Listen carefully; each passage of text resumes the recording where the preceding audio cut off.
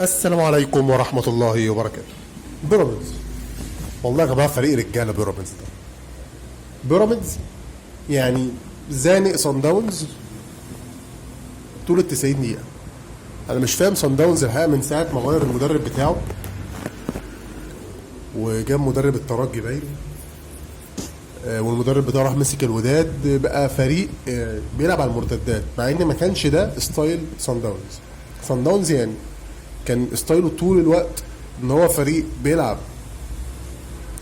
هجوم متقدم، بيلعب دفاع متقدم. يعني تلاقي مثلا تيجي تحضر الهجمه تلاقي خمس ست لعيبه في نص ملعبك بيضغطوا عليك ضغط متقدم جدا يعني. ويبتدي يلعب على سرعه الباص، باصه من لمسه واحده يحرك الملعب، تلاقي الفرقه كلها جايه يمين، الفرقه كلها جايه شمال. ما عندهمش تمركزات، يعني تحس ان في عشوائيه في الملعب، بس كره سريعه. وهم كان بدني وفتنس كانوا بيلعبوا اسرع. يعني من اول ما بداوا بقى يلعبوا بقى جو اللي هو ايه، استنى الخصم من نص ملعبك واضغط عليه بس باتنين مهاجمين اللي هم اتنين فوق كده، يلعب مثلا المهاجمين الفراوده هم بس اللي يضغطوا 4-4-2 مثلا كده، والاتنين اللي قدام دول هم اللي يضغطوا، ويبتدي يستناه بقى في نص ملعبه. بقى لاعب ممل، بقى فريق عادي، يعني فريق زي الفرق اللي عندنا في الدوري المصري في نص الدوري كمان. لكن ستايل صن داونز هو بيعتمد على لياقة اللعيبة، تمام، وقوة تحملهم، ويعتمد على اللعبة السريعة، وبيعتمد على ان هو بيضغط ضغط متقدم جدا، ممكن يضغط عليك بخمس ست لعيبة في نص ملعبك. طبعا كل ده اختلف تمام. وانا اول ما شفت اللعب اصلا، اول ما شفت الماتش من اول دقيقه قلت بيراميدز هيكسب وهياخد البطوله دي، لان فرقه صن داونز ما بقتش هي الفرقه اللي انت تخاف منها.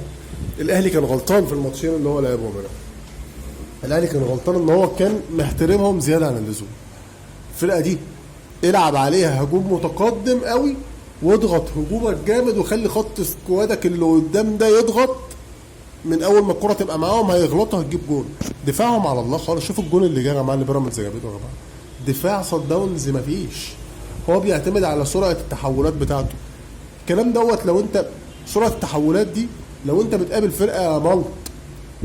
هي بيراميدز الدفاع بتاعها زي الزفت، بس عندها سكواد خط النص وخط الهجوم كويس. خط النص لما بيرجع يساعد مع خط الدفاع بيقفل الدنيا، مع ان تمركزاتهم خرا.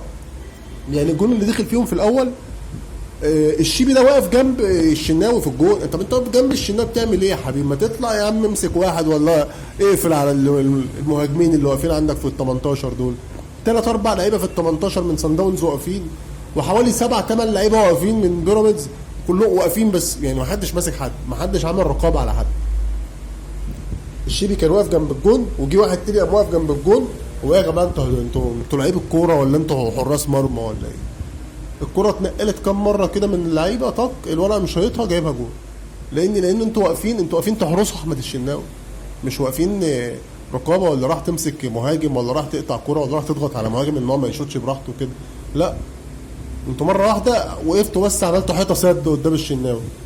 بعد كده شكرا. الكرة بقى من على اليمين، والله في خمس لعيبة في ال 18، الورقة ملامم وموديها، الشناوي قام ايه مطلعها. جت لي لعيب تاني قام شايطها، جت في رجل لعيب، طق خمسه سته بقى بص بيترموا قدام الشناوي كده، والورقه قام جايبها جون وشكرا. الجون بتاع بيراميدز يعني برضه نفس القصه، تمركزات غلط. مهند لاشين ده قام لاعبها من على الوينج الشمال. والحقيقه يعني كان في برضه حوالي ثلاث اربع لعيبه كده واقفين بتوع بيراميدز، هم عايزين يضربوا الاوفسايد، بس يعني ما ضربوش حاجه يعني. الكارتي المغربي الحقيقه يعني قطع كويس، قطع اول ما الكره اتلعبت، قام قطع خط الدفاع، طق راح حاطط دماغه في الكوره، هو دخل في الجون اصلا، يعني دخل جوه الجون بالكوره. هم الحقيقه انا اتمنى بيراميدز تاخد البطوله دي، لان صن داونز مش الفرقه اللي تستاهل انها تبقى بطل افريقيا. لكن بيراميدز تستاهل. بيراميدز سكواد كويس، سكواد قوي، عمل بطوله كويسه السيزون ده، عمل ماتشات حلوه قوي، تمام. يعني انا كاهلاوي انا اتمنى بيراميدز تاخد البطوله دي.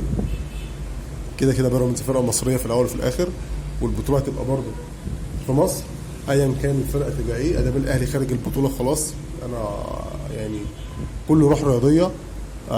اتمنى بيراميدز تاخد البطوله دي. بس يا ريت يا جماعه يعني نسرع لعبنا شويه، نسرع اللعب شويه. يعني والله العظيم صن داونز دي الشوط الاول يعني تخسر 3.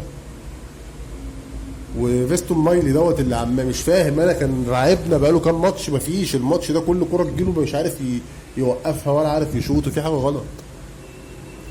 بس يعني كويس انها خلصت على قد كده. اتمنى الماتشات اللي جايه.